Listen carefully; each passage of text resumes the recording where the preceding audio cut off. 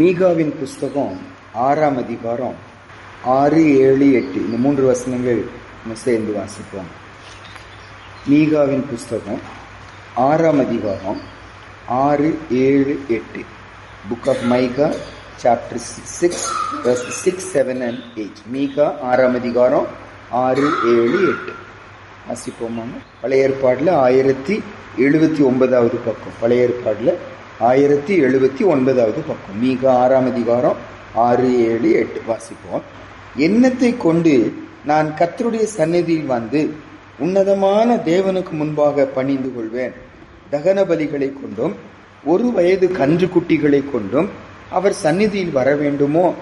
1000களான ஆட்டுக்கடாக்களின் பேரிலும் எண்ணெயாய் ஓடுகிற 10,000களான ஆறுகளின் பேரிலும் கர்த்தர் பிரியமாயிருப்பாரோ? என் அக்கிரமத்தை போக்க என் முதற் பேரானவனையும் என் ஆத்துமாவின் பாவத்தை போக்க என் கர்ப்பக்கனியையும் கொடுக்க வேண்டுமோ? மனுஷனே, நன்மை இன்னதென்று அவர் உனக்கு அறிவித்திருக்கிறார். நியாயம் செய்து இரக்கத்தை சிநேகித்து உன் தேவனுக்கு முன்பாக மன தாழ்மையாய் நடப்பதை அல்லாமல் வேறே எண்ணத்தை கர்த்தர் உன்னிடத்தில் கேட்கிறார். ஆதி காலம் முதல் மனுஷரை யோசிக்க வைத்த அல்லது பலவிதமான காரியங்களை செய்ய வைத்த ஒரு முக்கியமான கேள்வி என்னன்னா, படைத்தவரோடு எப்படி நம்ம உறவு கொள்ள முடியும்? How can I approach God? ஆண்டவரோடு நான் எப்படி நெருங்கி வர முடியும்? அந்த ஒரு கேள்வி வித்தியாசமான ரெஸ்பான்ஸை, வித்தியாசமான கிரியைகளை மனுஷரை செய்ய வச்சுச்சு. தெய்வங்களை உண்டாக்க வச்சுச்சு. எதையெல்லாம் தெய்வமாய் பார்க்க வச்சுச்சு. அந்த கடவுள் மேலே இருந்த, தன்னை படைத்தவர் மேலே இருந்த ஒரு ஆச்சரியமான ஒரு உணர்வு. அவரை பார்க்கணுமே, அவரோடு நெருங்கி வரணுமே. ரோமரில் வாசிக்கிறோம் பாருங்க, ஒவ்வொரு கிரியைக்கு பின்னாலேயும் கர்த்தர் இருப்பதை மனுஷனால் உணர்ந்து கொள்ள முடியுமா? இது சிருஷ்டித்தவங்கனால் இது நடக்கலை, சிருஷ்டிகர்த்தால தான் நடந்துச்சு. அந்த சிருஷ்டிகர் யாரு என்று சொல்லி ஆதி காலம் முதல் மனுஷங்க இருதயம் அதை தேடுது. உள்ளத்துல ஒரு வெறுமை இருக்கு. அந்த வெறுமையை வேற எதனாலும் நிரப்ப முடியாது. படைத்தவர் வந்தாதான் அதை செய்ய முடியும். அப்போ அந்த படைத்த தேவனை எப்படி கிட்டி சேர முடியும்? படைத்த தேவனோட எப்படி அப்ரோச் பண்ண முடியும்? இந்த வசனம் சொல்லுது 6வது வசனத்துல, எண்ணத்தை கொண்டு நான் கர்த்தருடைய சந்நிதியில் வந்து உன்னதமான தேவனுக்கு முன்பாக பணிந்து கொள்வேன். மீகாவின் புஸ்தகம் 6ஆம் அதிகாரம் 6ஆம் வசனத்துல, எண்ணத்தை கொண்டு நான் கர்த்தருடைய சந்நிதியில் வந்து உன்னதமான தேவனுக்கு முன்பாக பணிந்து கொள்வேன். இந்த 6வது வசனத்திலையும் 7வது வசனத்தையும் சாதாரணமா மனிதர்கள் செய்கிற 3 காரியங்களை இந்த இடத்துல பார்க்கிறோம். தெய்வத்தை அடைவதற்கு 3 முக்கியமான காரியங்கள். ஒன்று நம்ம ஏதாவது செய்வது, நான் ஏதாவது செஞ்சு அந்த கர்த்தர் பக்கமா போகணும்னு சொல்வது.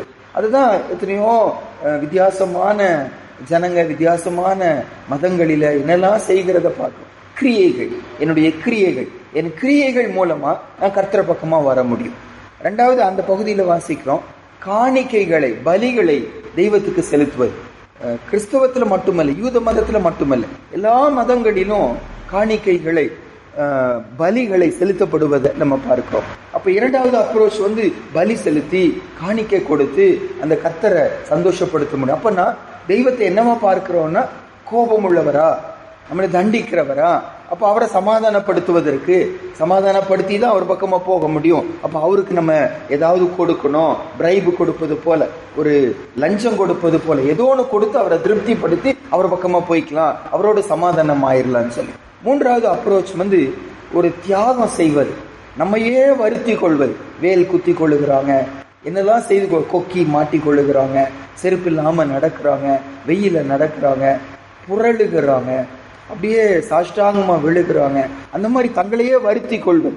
இந்த மாதிரி 3 வித்தியாசமான அப்ரோச் மூலமா ஜனங்க கர்த்தர் பக்கமா போகணும்னு நினைக்கிறாங்க. பாருங்க, முதல் காரியம் என்னன்னு சொல்லி வாசிக்கிறோம் இந்த பகுதியில, நான் என்ன செய்யணும், என்னத்தை செஞ்சு உங்க பக்கமா நம்ம வர முடியும்? இப்ப நம்ம கூட இன்னைக்கு காலையில நம்முடைய ஏதாவது கிரியையினால கர்த்தர் பக்கமா வர முடியும்னா அது ஆண்டவர் எதிர்பார்க்கிற ஒரு அப்ரோச் அல்ல, அது ஆண்டவர் எதிர்பார்க்கிற ஒரு வழி இல்லை. பைபிள்ல திரும்பி திரும்பி இந்த வார்த்தையை நம்ம பார்க்க முடியும். நான் என்ன ஆண்டவரே செய்யணும், நான் என்ன செஞ்சு உங்க பக்கமா வரணும், என்ன செஞ்சா நீங்க என்னை ஏற்றுக்கொள்ள முடியும்? நம்ம கிரியைகளை நம்புகிறது வேற மதங்களில் இருக்கிறது, நம்முடைய மார்க்கத்தில் இருப்பதை பார்க்க முடியும். ஒரு சில வசனம் வாசிப்போம் பாருங்க.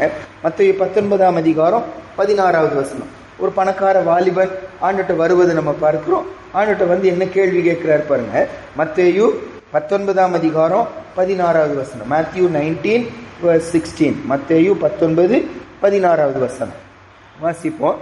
அப்பொழுது ஒருவன் வந்து அவரை நோக்கி, நல்ல போதகரே, நித்திய ஜீவனை அடைவதற்கு நான் எந்த நன்மையை செய்ய வேண்டும் என்று கேட்டார். நன்மை செய்யணும், எந்த நன்மையை நான் செய்யணும்?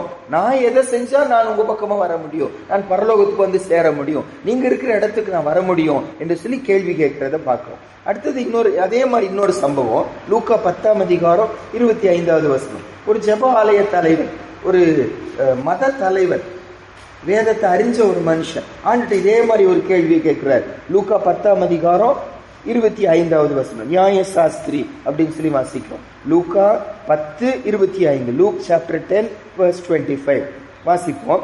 அப்பொழுது நியாய சாஸ்திரி ஒருவன் எழுந்திருந்து அவரை சோதிக்கும்படி, போதகரே, நித்திய ஜீவனை சுதந்திரித்துக் கொள்ளும்படிக்கு நான் என்ன செய்ய வேண்டும் என்று கேட்டான் பார்க்கிறோம். அப்ப அவரும் அதுக்கு முன்னால ஒரு வாலிபன், சமுதாயத்துல நல்ல பணக்காரர், அவர் வந்து அதே கேள்வியை கேட்கிறார், என்ன செய்யணும்? இந்த இடத்துல வேதத்தை அறிஞ்ச ஒரு நியாய சாஸ்திரி நான் என்ன செய்யணும்னு கேட்கிறத பாக்குறோம். அப்போஸ்தலர் 2ஆம் அதிகாரத்துல ஆண்டவர் மரித்து உயிரோடு எழுந்து 40 நாள் பூமியில இருந்து விண்ணகம் போயாச்சு. அப்போ இங்க காத்திருந்த தேவ பிள்ளைங்க மேல பரிசுத்த ஆவியானவர் அருளப்படுகிறார். அப்போ அந்த இடத்துல எல்லாரும் கூடி நிக்கிறாங்க, ஆச்சரியத்தோடு கூட பாக்குறாங்க, இது என்னமா முடியுமோன்னு சொல்லி பயந்து கொண்டு இருக்கிறாங்க. அப்ப பேதுருவும் சீஷர்களும் எழுந்து நின்று கர்த்தருடைய வார்த்தையை பிரசங்கிக்கிறாங்க. அப்போ அங்க கூடி இருக்க மக்களுடைய ரெஸ்பான்ஸ் பாருங்க. அப்போஸ்தலர் 2ஆம் அதிகாரம் 37வது வசனம். அப்போஸ்தலர் 2ஆம் அதிகாரம் 37வது வசனம் வாசிப்போம். இதை அவர்கள் கேட்ட பொழுது இருதயத்தில் குத்தப்பட்டவர்கள் ஆகி பேதுருவையும் மற்ற அப்போஸ்தலரையும் பார்த்து, சகோதரரே, நாங்கள் என்ன செய்ய வேண்டும் என்றார்கள். நாங்கள் என்ன செய்ய, ஃபர்ஸ்ட் ரெஸ்பான்ஸ் என்ன? பாவம் உணர்த்தப்படுகிறாங்க. ஆண்டவர் சிலுவையில அறியப்பட்டது குறித்து பேதுருவும் அப்போஸ்தலரும் சொன்ன போது இதற்கு காரணம் நாங்க தான், அவரை அலைஞ்சு நாங்க தான் சொல்லி உணர்த்தப்படுகிறாங்க. ஏறத்தாழ 3000 பேர் என்ன செய்யறாங்க, பின்னால வாசிக்கிறோம், ரட்சிக்கப்படுகிறாங்க. ஆனா அவங்க கேள்வி என்ன? நாங்க என்ன ஆண்டவரை செய்யணும்னு சொல்லி கேட்கிறோம். அதே மாதிரி இன்னும் ஒரு வசனம் வாசிப்போம். 16ஆம் அதிகாரம் அப்போஸ்தலர்லயே பிலிப்பு பட்டணத்துல பவுலையும் சீலாவையும் அரெஸ்ட் பண்ணுகிறாங்க, ஜெயில இருக்கிறாங்க. நடுராத்திரியில பவுலும் சீலாவும் கர்த்தரை துதிச்சு பாடுகிறாங்க. அப்போ அவங்க ஒரு பெரிய நிலநடுக்கம் போல வருகிறது, ஜனங்கள் எல்லாம் விடுவிக்கப்படுகிறாங்க. அதுக்கப்புறம் எல்லாரும் தப்பி ஓடிட்டாங்கன்னு சொல்லி ஜெயில நினைச்சு தற்கொலை பண்ண போகும்போது பவுல் சொல்லுகிறாரு, தற்கொலை பண்ணாதீங்க, நாங்கெல்லாம் இங்கதான் இருக்கிறோம். இந்த காரியம் அவரை ரொம்ப ஆச்சரியத்துக்குள்ள ஆக்கிடுச்சு. எப்படி விடுதலையாக்கப்பட்டு கூட விடுதலையாகாம அங்கேயே நிக்கிறாங்களே, இரவு நேரத்துல கர்த்தரை துதிக்கிறாங்களே, உடம்பெல்லாம் காயப்பட்டும் கவலைப்படாம கர்த்தரை ஸ்தோத்திரம் பண்றாங்களே, இது எப்படி முடிகிறது என்று சொல்லி ஆச்சரியப்பட்டவனா ஒரு கேள்வி கேட்கிறாரு. அப்போஸ்தலர் 16ஆம் அதிகாரம் 30வது வசனம். Acts chapter 16 verse 30. அப்போஸ்தலர் 16:30 வாசிப்போம். அவர்களை வெளியே அழைத்து வந்து, ஆண்டவன்மாரே, ரட்சிக்கப்படுவதற்கு நான் என்ன செய்ய வேண்டும் என்றார். திரும்பி திரும்பி திரும்பி திரும்பி நம்ம பார்த்த நாலு எக்ஸாம்பிள பார்க்கிறோம். நீங்க திரும்பி திரும்பி இது ரிப்பீட் பண்ணப்பட்டதை பார்க்க முடியும். நம்ம வாழ்க்கையில கூட நான் ஏதாவது செய்து கர்த்தர் பக்கமா வர முடியும், நான் ஏதாவது செய்து கர்த்தரை திருப்திப்படுத்த முடியும், நான் ஏதாவது செய்து பரலோகம் போக முடியும். இது மனுஷனுடைய அப்ரோச். ஆனா ஆண்டவரை ஏற்றுக்கொள்வதில்லை. ஏன்னா வசனம் சொல்லுது, நம்ம எல்லாரும் என்னவாதான் இருக்கோம்? பாவத்துல இருக்கிறோம். பாவ இருதயத்தோடு, அழுக்கான ஒரு இருதயத்தோடு நம் கர்த்தருக்கு செலுத்துகிற எதுவுமே என்ன ஆகாது, ஏற்றுக்கொள்ள முடியும். நம்முடைய கிரியைகள் நம்மை பரிசுத்தமாக்க முடியும். அதுக்கு பதில் அவர் விசுவாசிக்கும் போதுதான், அவர் சிலுவையில செஞ்சு முடிச்சதை விசுவாசிக்கும் போதுதான் நம்மால வாழ்க்கை மாற்றப்படும். முதல் அப்ரோச் வந்து கிரியைகள் மூலமா வருவது. ரெண்டாவது, அந்த மீகா 6ஆம் அதிகாரத்துக்கு வருவீங்கன்னா நம்ம வாசிப்போம் பாருங்க. 6வது வசனமும் 7வது வசனமும் வாசிப்போம். மீகாவின் புஸ்தகம் 6ஆம் அதிகாரம் 6-7. எண்ணத்தை கொண்டு நான் கர்த்தருடைய சந்நிதியில் வந்து உன்னதமான தேவனுக்கு முன்பாக பணிந்து கொள்வேன். தகன பலிகளை கொண்டும் 1 வயது கன்று குட்டிகளை கொண்டும் அவர் சந்நிதியில் வர வேண்டுமோ? 1000களான ஆட்டுக்கடாக்களின் பேரிலும் என்னையாய் ஓடுகிற 10000களான ஆறுகளின் பேரிலும் கர்த்தர் பிரியமாய் இருப்பாரோ? கொடுக்கிறது, காணிக்கை செலுத்துவது, பலி செலுத்துவது எல்லாருக்கும் தெரியும். ஆண்டவருடைய கோபத்தை நீக்குவது ரத்தம் தான் சொல்லிச்சு. அதுக்கு யாருடைய ரத்தத்தெல்லாம் சிந்துவது, ஆடுடைய ரத்தம், மாடுகளுடைய ரத்தம், கோழி ரத்தம், பறவைகளின் ரத்தம், பலவிதமான ரத்தங்களை செலுத்துவது அது யூத மதத்துல மட்டுமல்ல எல்லா மதங்களிலும் இருக்கிறத பார்க்கும். அப்ப பலி செலுத்தி அந்த தெய்வத்தை என்ன செய்ய முடியும், திருப்திப்படுத்த முடியும் என்று சொல்லி நினைக்கிற இரண்டாவது அப்ரோச். ஆனா பைபிள் தெளிவா சொல்லுது. நம்ம ஒரு சில வசனம் வாசிப்போம். சங்கீதத்துல மட்டும் 2 வசனம் வாசிப்போம். சங்கீதம் 51 அதிகாரம் 16வது வசனம். நம்முடைய பலிகள் ஆண்டவரை பிரியப்படுத்துவது இல்லை. நம்முடைய பலிகள் ஆண்டவரோடு நம்மை சமாதானமாக்குவது இல்லை. சங்கீதம் 51 அதிகாரம் 16வது வசனம். Psalms 51 verse 16. 51:16. சங்கீதம் 51:16 வாசிப்போம். பலியை நீர் விரும்புகிறதில்லை, விரும்பினால் செலுத்துவேன், தகன பலியும் உமக்கு பிரியமானதல்ல. ரொம்ப தெளிவா வசனம் சொல்லுது. தாவீது ஆண்டவரை நல்லா அறிஞ்ச ஒரு மனுஷன், இருதயத்துக்கு ஏற்ற ஒரு சகோதரன். அவர் சொல்லுகிறாரு, கர்த்தருக்கு பலி செலுத்தணும்னு விரும்பினா அவர் விரும்பினா நான் செலுத்திடுவேனே. பலி அவரை சந்தோஷப்படுத்துவது இல்ல, பலி அவரை மகிழ்ச்சி அடுப்பதில்லை. அடுத்த வசனம் சொல்றாரு, தேவனுக்கு ஏற்கும் பலிகள் நொறுங்குண்ட ஆவிதான், தேவனே நொறுங்குண்டதும் நறுங்குண்டதுமான இருதயத்தை நீர் புறக்கணிக்க மாட்டீர். பலிகள் கர்த்தரை பிரியப்படுத்துவதில்லை. முந்தின சங்கீதத்துல கூட சங்கீதம் 50 அதிகாரத்துல 9வது வசனத்திலிருந்து 13 வரைக்கும் வாசிப்போம் பாருங்க. பலிகள் கர்த்தரை பிரியப்படுத்துவது இல்லை. மறுபடியும் அதை ரிப்பீட் பண்ணப்படுகிறத பார்க்கிறோம். சங்கீதம் 50 9லிருந்து 13 வரைக்கும். Psalm 50 9-13 வாசிப்போம்.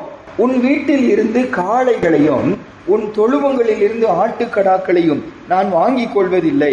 சகல காட்டு ஜீவன்களும் பர்வதங்களில் 1000 திரிகிற மிருகங்களும் என்னுடையவைகள். மலைகளில் உள்ள பறவைகளை எல்லாம் அறிவேன், வெளியில் நடமாடுகிறவைகள் எல்லாம் என்னுடையவைகள். நான் பசியாய் இருந்தால் உனக்கு சொல்லேன், பூமியும் அதன் நிறைவும் என்னுடையவைகளே. நான் எருதுகளின் மாம்சம் புசித்து ஆட்டுக்கடாக்களின் ரத்தம் குடிப்பேனோ. தெளிவா வசனம் சொல்லுது.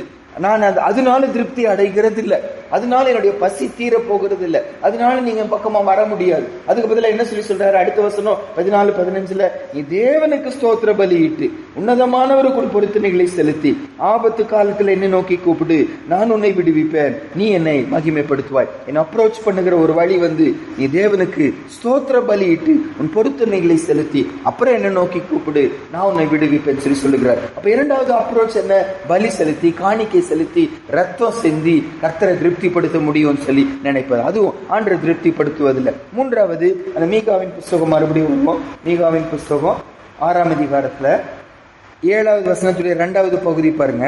7வது வசனம், மீகா 6ஆம் அதிகாரம் 7வது வசனத்துடைய 2வது பகுதி. என் அக்கிரமத்தை போக்க என் முதல் பேரானவனையும் என் ஆத்மாவின் பாவத்தை போக்க என் கர்ப்ப கனியையும் கொடுக்க வேண்டுமோ.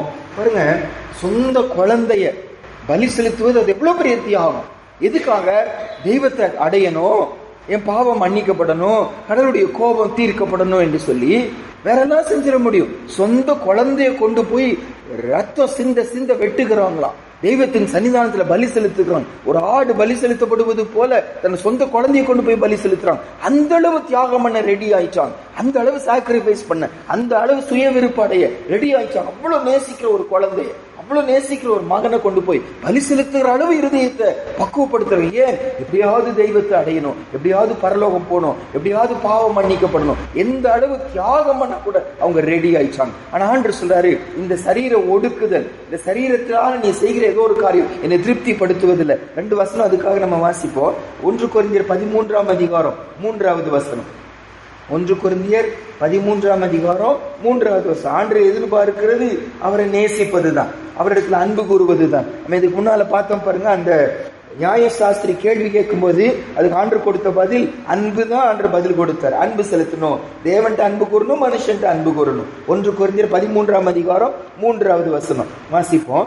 எனக்கு உண்டான யாவற்றையும் நான் அன்னதானம் பண்ணினாலும் என் சரீரத்தை சுட்டரிக்கப்படுவதற்கு கொடுத்தாலும் அன்பு எனக்கு இராவிட்டால் எனக்கு பிரயோஜனம் ஒன்றுமில்லை. ஆண்டவர் சொல்றாரு, அன்பு இல்லாம, ஆண்டவரை நேசிக்காம, சகோதரனை நேசிக்காம, சரீரத்தையே சுட்டரிக்க கொடுத்தான் உன் ஆஸ்திகள் முழுவதுமா நீ ஏழைகளுக்கு கொடுத்தா, அந்த அளவு தியாகம் பண்ணினாலும் அது பிரயோஜனம் இல்லை, அதனால உனக்கு ஒன்னும் நடக்க போகிறது இல்லைன்னு சொல்லி வாசிக்கும். அப்ப என்னுடைய கிரியைகள் எனக்கு பயன்படுவதில்லை, பலிகள் காணிக்கைகள் பயன்படுவதில்லை, நான் செய்யக்கூடிய தியாகங்கள் பயன்படுவதில்லை. என்ன ஆண்டவரே வழி? எப்படி உம்மிடத்தில் அப்ரோச் பண்ண முடியும்? எப்படி உம்மண்டை நாங்கள் சேர முடியும்? எப்படி சமாதானத்தை பெற்றுக்கொள்ள முடியும்? எப்படி பரலோகம் வர முடியும்? அதுக்கு ஆண்டவர் கொடுக்கிற பதில் என்ன? பழைய ஏற்பாட்டுல மீகாவின் புஸ்தகம் 6ஆம் அதிகாரம் 8வது வசனம் வாசிப்போம் பாருங்க. 8வது வசனத்துல 3 காரியம் இல்லைன்னு சொல்லி முந்தின வசனத்துல சொன்னவர் 8வது வசனத்துல 3 காரியங்கள் தேவைன்னு சொல்லி சொல்லுகிறார். என்னன்னு வாசிப்போம். மனுஷனே, நன்மை இன்னதென்று அவர் உனக்கு அறிவித்திருக்கிறார். நியாயம் செய்து இரக்கத்தை சிநேகித்து உன் தேவனுக்கு முன்பாக மனத்தாழ்மையாய் நடப்பதை அல்லாமல் வேற எண்ணத்தை கர்த்தர் உன்னிடத்தில் கேட்கிறார். இதுக்கு பதில் என்ன?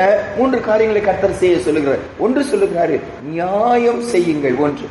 2வது வாசிக்கிறோம், இரக்கத்தை சிநேகிங்கள். 3வது, உன் தேவனுக்கு முன்பாக வெறும் தாழ்மை சொல்லாம மன தாழ்மையா நீங்க என்ன செய்யுங்க? நீங்க நடங்க. இதுதான் கர்த்தர் நம்மகிட்ட கேட்கிறாரு என்று சொல்லி வாசிக்கிறோம். இந்த 3 காரியங்கள் நியாயம் செய்வது என்று சொல்லி live justly, do justlyங்கிறார். முதல் காரியம் கர்த்தர் என்ன சொல்றாரு? நியாயம் செய்யுங்கள். அது என்னது? அந்த வார்த்தைக்கு பதில் என்ன அர்த்தம்? என்னன்னாங்க, ஆண்டவர் பார்வையில எது நியாயமோ அதை நீங்க செய்யுங்க.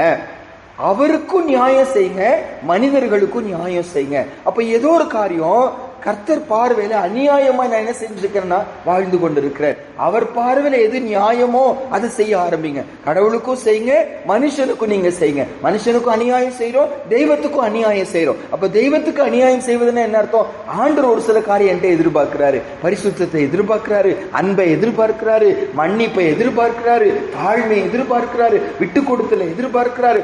அவர் நியாயம் சொல்லக்கூடிய காரியங்கள் உண்டு.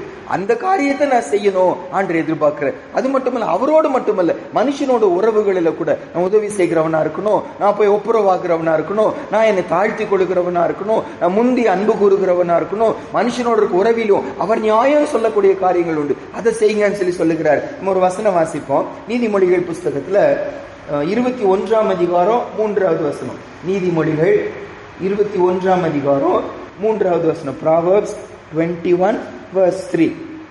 எது கர்த்தருக்கு பிரியம், எது கர்த்தரை பிரியப்படுத்தும், சாலமோன் மூலமா ஆண்டு சொல்லக்கூடிய ஒரு ஞானம் பாருங்க. வாசிப்போம்.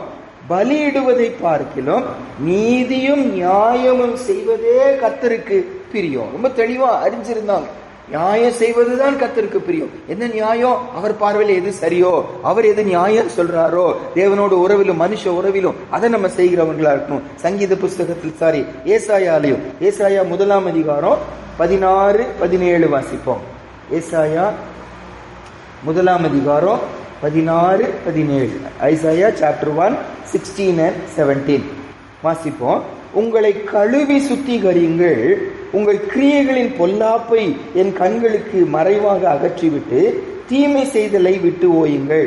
நன்மை செய்ய படியுங்கள், நியாயத்தை தேடுங்கள், ஒடுக்கப்பட்டவனை ஆதரித்து திக்கற்ற பிள்ளையின் நியாயத்தையும் விதவையின் வழக்கையும் விசாரியுங்கள். இது முன்னால அந்த காணிக்கைகளை குறித்து சொல்லுவார், இவங்க செய்கிற சடங்காச்சாரங்களை குறித்து சொல்லுகிறார். அது எனக்கு பிரியம் இல்லை, அதுக்கு பதிலா நீங்க நன்மை செய்யுங்க, கர்த்தர் பார்வையில் எது நியாயமோ அதை நீங்க செய்யுங்கன்னு சொல்லி சொல்லுகிறத பாக்குறோம். நியாயம் செய்யுங்க. தேவனோடு உறவிலும் மனுஷ உறவிலும் அவர் என்ன எதிர்பார்க்கிறாரோ அதை செய்கிறவர்களா நம்ம மாறணும்னு எதிர்பார்க்கிறார். 1. 2வது, மீகாவின் புஸ்தகம் 6ஆம் அதிகாரம் 8ஆம் வசனத்துல அடுத்தது வாசிக்கிறோம்.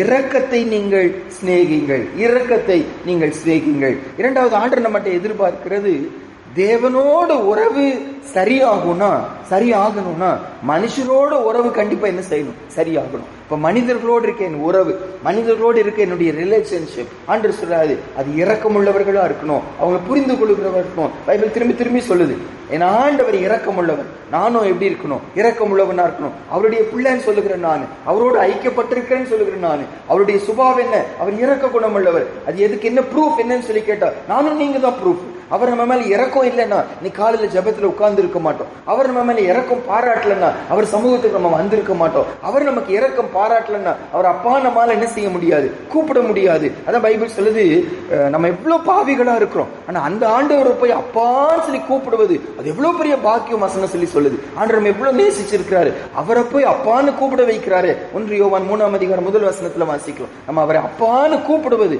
அது எவ்வளவு ஆச்சரியமான ஒரு காரியம் என்று சொல்லி வாசிக்கிறோம்.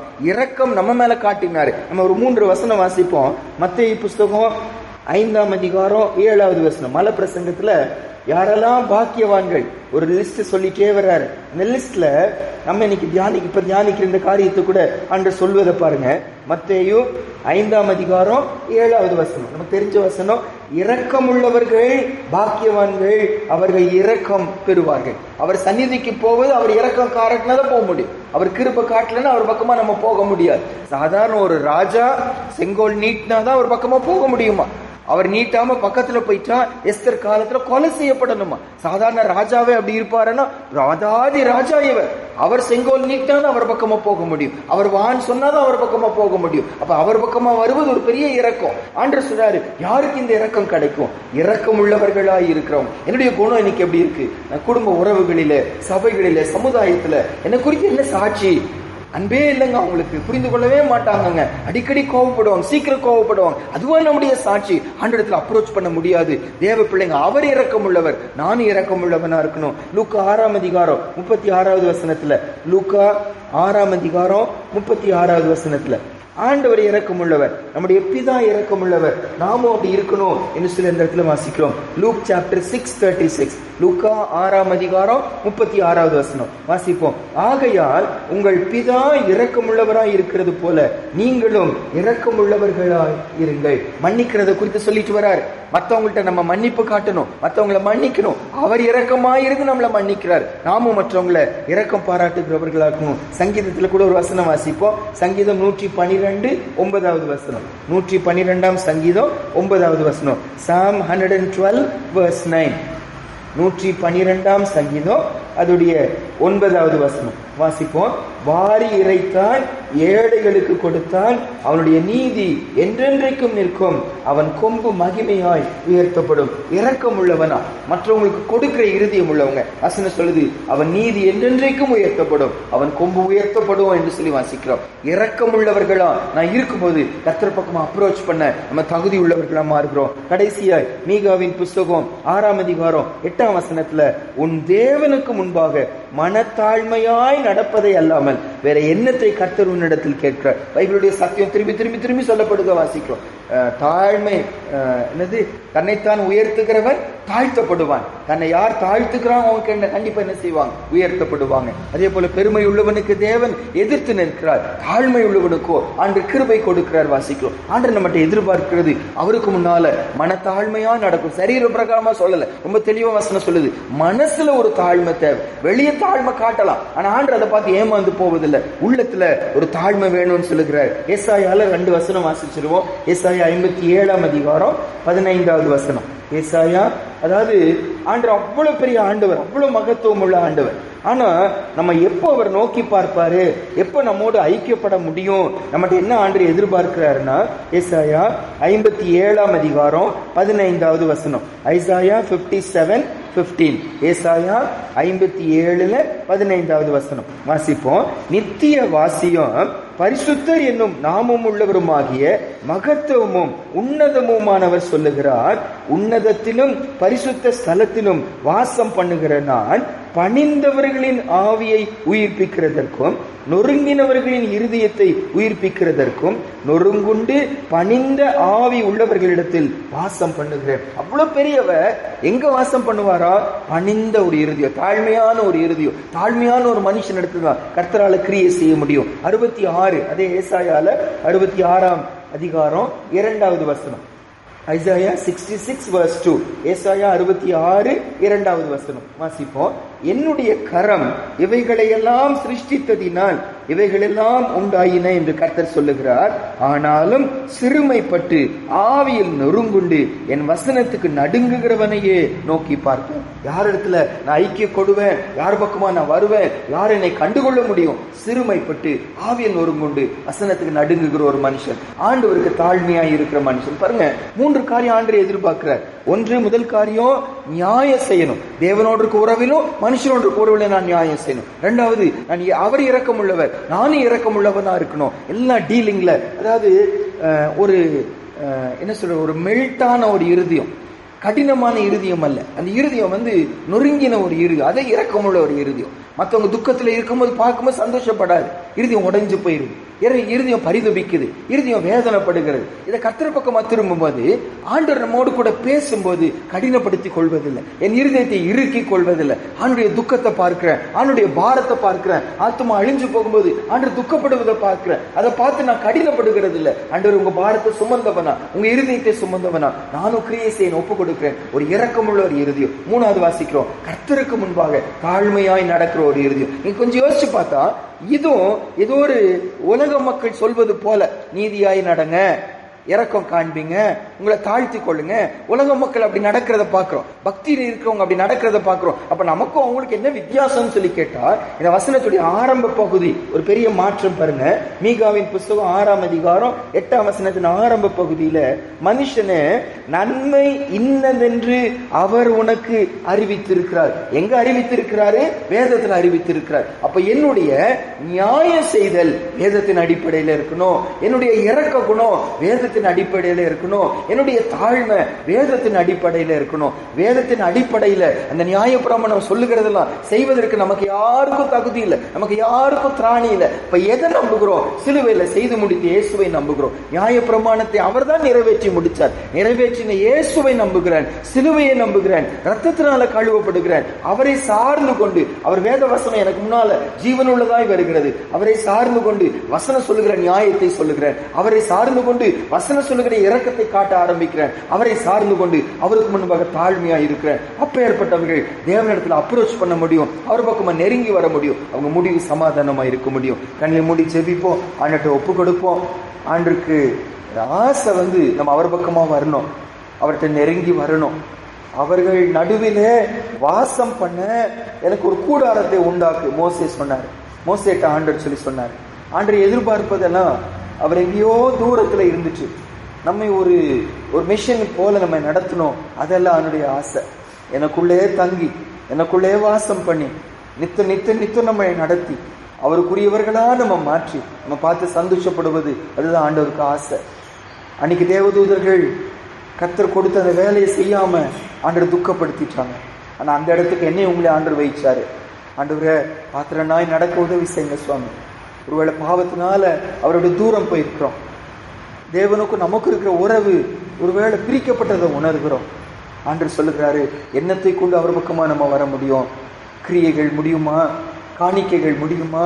தியாகங்கள், சரீர ஒடுக்குதல்கள் இதெல்லாம் செய்யுமா? ஆண்டவர் இல்லைன்னு சொல்லி சொல்லுகிறாரு. சுய இஷ்டமான கொலோசியர்ல வாசிக்கிறோம், இதெல்லாம் சரீரத்தை ஒடுக்குகிற ஒரு சுய இஷ்டமான ஆராதனை, அது ஆண்டவரை பிரியப்படுத்தாதுன்னு சொல்லி வாசிக்கிறோம்.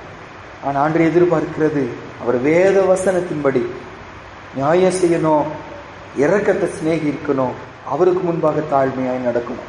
வேதம் கிறிஸ்துவை காட்டுது, கிறிஸ்துவ சிலுவையில் அறையப்பட்டதை நம்ம பார்க்கிறோம். அவர் ரத்தம் நம்மை நீதிமான் ஆக்குகிறத பார்க்கிறோம், அவருடைய ரத்தத்தினால கழுவப்படுகிறோம், அவரிடத்தில் நெருங்கி சேர்க்கிறோம்.